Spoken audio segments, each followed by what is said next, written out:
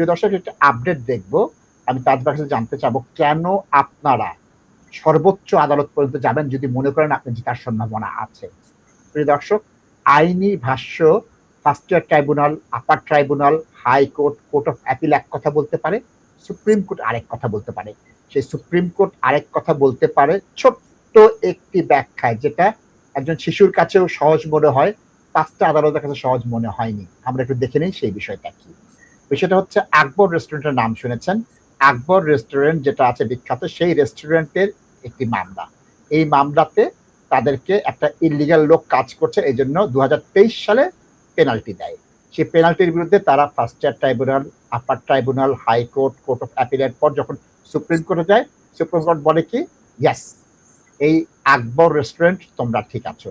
বিষয়টা কি হচ্ছে, তাজ ভাই অত্যন্ত ভালো করে জানেন, যেটা হচ্ছে the immigration, asylum and nationality act 2006 এর আন্ডারে পেনাল্টি নোটিশ দেয়, সিভিল পেনাল্টি নোটিশ। তোমার এখানে ইলিগাল লোক পাওয়া গিয়েছে, তোমাকে আমরা ফাইন করলাম। তখন ওই ফাইনের বিরুদ্ধে অ্যাপিল করা যায়।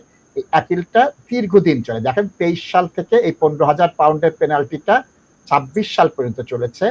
এটা কত, সেকশন 15.1.6, 15.1.6। এখন আপনাদের যদি সহজভাবে একটু দেখিয়ে দেই, এটা কি, এটা হচ্ছে 2006 সালের অ্যাক্ট, এটা হচ্ছে 15.1.6 এর এ। যখন একটা পেনাল্টি নোটিশ দেবেন তখন এটা কি বলা আছে, the state why the secretary of state things the employer is liable to the penalty.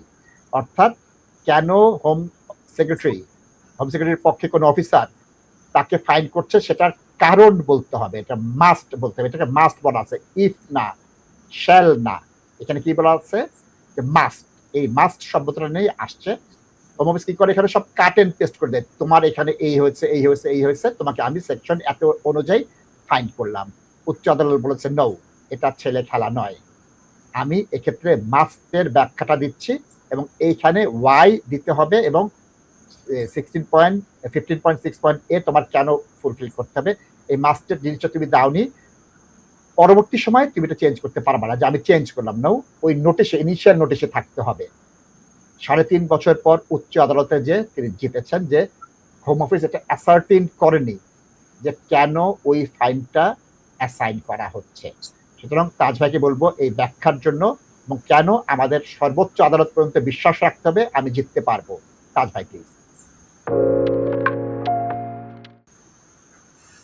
নাসিব ভাই, টু জিনিস হচ্ছে সিভিল পেনাল্টির ব্যাপারে, এবং এটা হচ্ছে কি কান্ট্রি কোর্টে এই কেসগুলা যায়, এবং বিভিন্ন কান্ট্রি কোর্টে কিন্তু কোনো জুরিসডিকশন নাই। এগুলা স্পেশালিস্ট কোর্ট আছে within country court in the various parts of the country.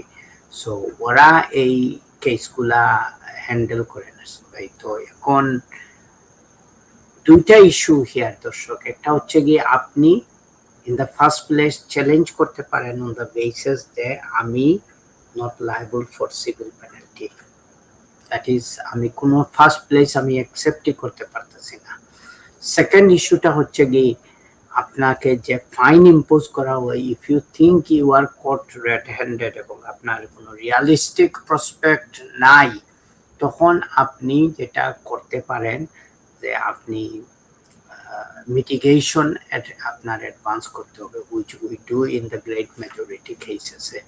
তো মিটিগেশনে গিয়ে দর্শক এমনও রেকর্ড আছে, ফাইন করা হয়েছে 80,000 পাউন্ড, এবং ওইটা কোর্টে যাওয়ার পরে আমার ওই কেসটা আনফরচুনেটলি এত উচ্চ আদালতেই যায় নাই, প্রথম কোর্টেই ওইটা শেষ হয়ে গেছে। মানে জাজ বলছেন আমি মাত্র 4,000 পাউন্ড ফাইন করবো, 80,000 pound I think is manifestly excessive. কোনো রেস্টুরেন্টে দেওয়ার কোনো ক্যাপাসিটি নাই।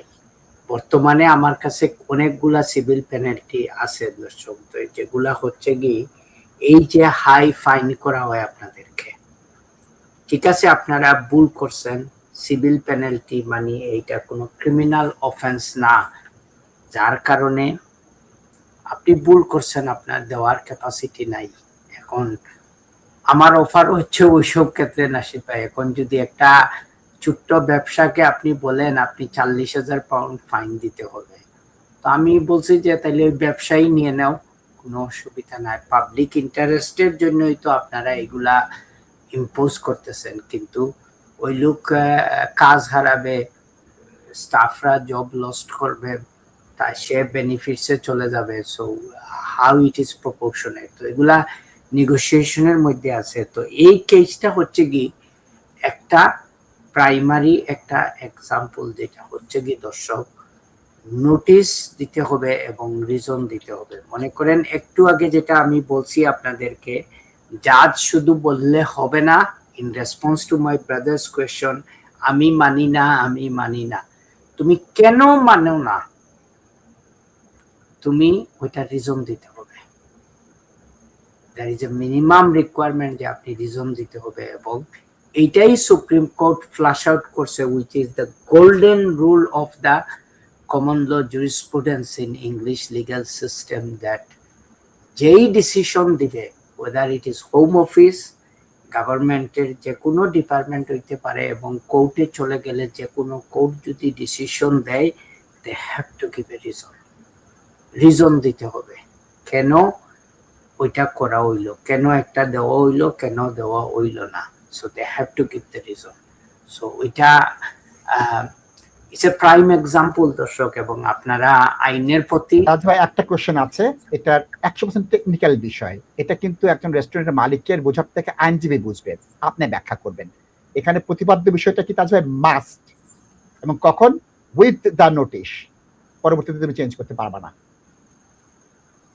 না, এখানে তো নাসিব ভাই নোটিশ যেহেতু রিজন দেওয়া হয় না, এটা ইনভ্যালিড, এবং they quite rightly they pick up in this issue. এবং এই যে এনফোর্সমেন্ট ভিজিট গুলা যারা সিভিল পেনাল্টি ইম্পোজ করে দর্শক, এরা খুব রুথলেস থাকে, এবং আমি আমার ক্লায়েন্টদের ফার্স্ট হ্যান্ড এক্সপিরিয়েন্স থেকে বলতেছি যে যেটা ওনারা শেয়ার করেন, যে অনেক অভদ্র রুড ব্যবহার করে ওরা when they come for the enforcement decision। এবং সেকেন্ডলি আমরা যখন ইনভলভ হই, এবং ওরা অনেক সময় আমাদেরকে বাইপাস করে এই যে কম্পিউটার জেনারেটেড নোটিশগুলা আপনাদেরকে কনস্ট্যান্টলি পাঠাইতে থাকে, পয়সা দেও, নাইলে এই করব, সেই করব, বেইলিফ লাগাই দিব, ব্যবসা নিয়ে নিব, এই করব, কোর্ট থেকে জাজমেন্ট আনবো, whereas we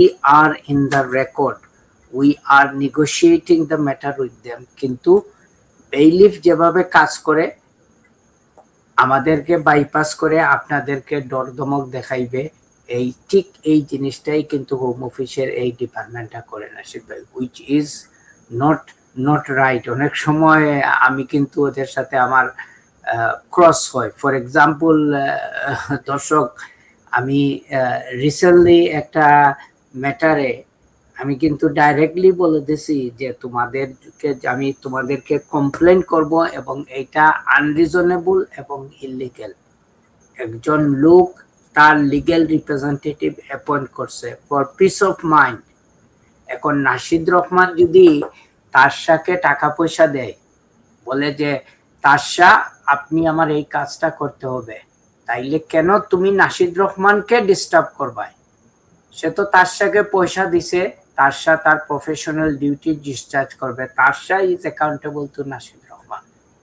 on behalf of Nashid Rahman Tarsha is acting, তারশার সাথে তুমি তা ডাইরেক্ট যোগাযোগ করো, এটাই হচ্ছে কি ফ্যাক্ট। কিন্তু ওরা এই জিনিসগুলা করে না।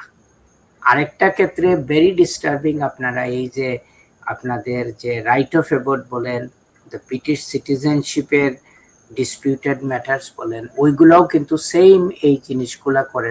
দর্শক, আমি আসলে ওইসব জিনিসের মধ্যে কোনো রাশনালিটি আমি পাই না, এবং ওরা ওই জিনিসগুলা করে ইন এ ম্যাক্সিমাম ক্ষেত্রে আমার কাছে মনে হয় যে আপনাদেরকে জাস্ট ডাইরেক্টলি ডিল করে ভয়ভীতি দেখাইয়া একটা সলিউশন বাইর করার জন্য।